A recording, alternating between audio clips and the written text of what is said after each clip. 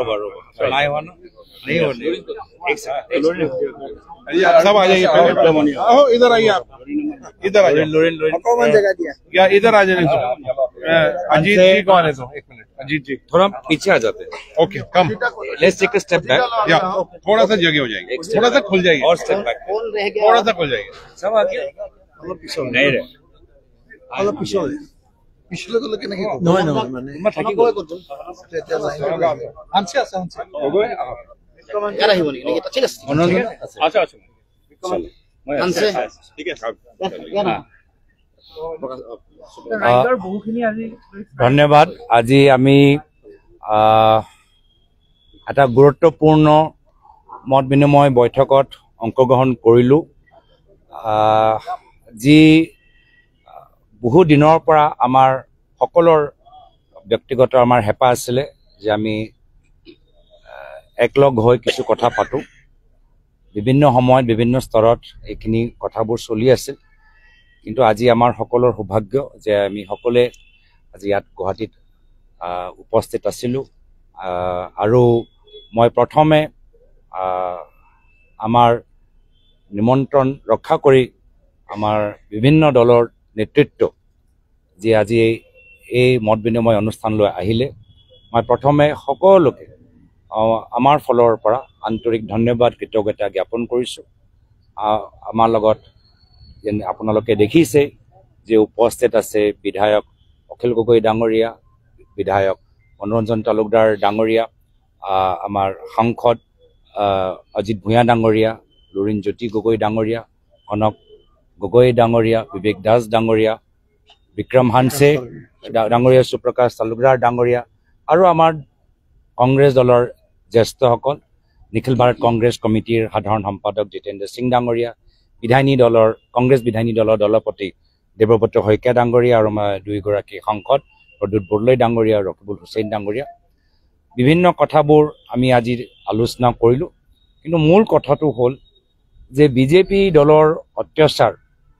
আৰু মুখ্যমন্ত্ৰী হিমন্ত বিশ্ব শৰ্মা ডাঙৰীয়াৰ অন্যায়ৰ পৰা অসমৰ জনসাধাৰণক পৰিত্ৰাণ দিবলৈ আমি সকলে একগোট আৰু আগন্তুক বিধানসভা নিৰ্বাচনত আমি এই বিজেপি দলৰ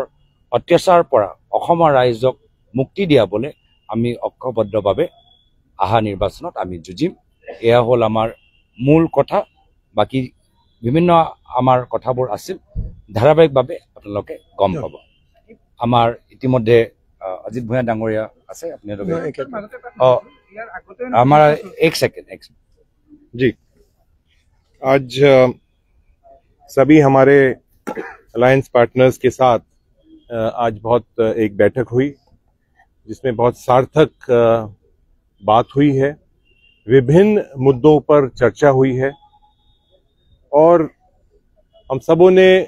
ये तय किया है कि हम साथ मिलकर आसाम प्रदेश की जो एक भावना है आसाम के लोगों की जो भावना है हेमंत बिस्वा शर्मा की सरकार भारतीय जनता पार्टी की सरकार जो आसाम को तोड़ने का काम कर रही है बेचने का काम कर रही है उसके साथ उसके लिए हम सब मिलकर लड़ाई लड़ेंगे और इस सरकार को उखाड़ के फेंकेंगे थैंक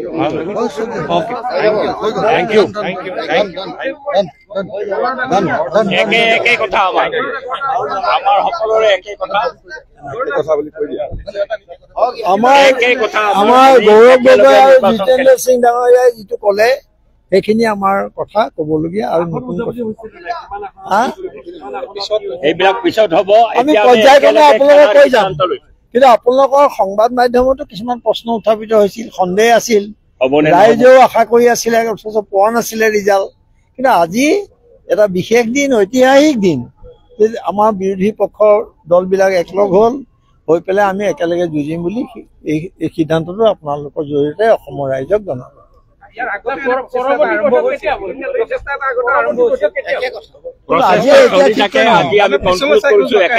বেছি খবৰ হলা চিটৰ কথা অহা নাই আমি ঐক্যবদ্ধভাৱে 2026 নিৰ্বাচনত খেলিম আজি এইটো আমাৰ সিদ্ধান্ত অসমৰ মাটিৰ পৰা বিজেপিক অসমৰ মুখ্যমন্ত্ৰী হিমন্ত বিশ্ব শৰ্মাৰ দুৰ্নীতি ভ্ৰষ্টাচাৰ চিণ্ডিকেট ৰাজৰ যি অপশাসন চলাই আছে তাক উফৰাই পেলাবৰ কাৰণে আমি সকলো ৰাজনৈতিক দলে ঐক্যভাৱে নিৰ্বাচনত অংশগ্ৰহণ কৰিম।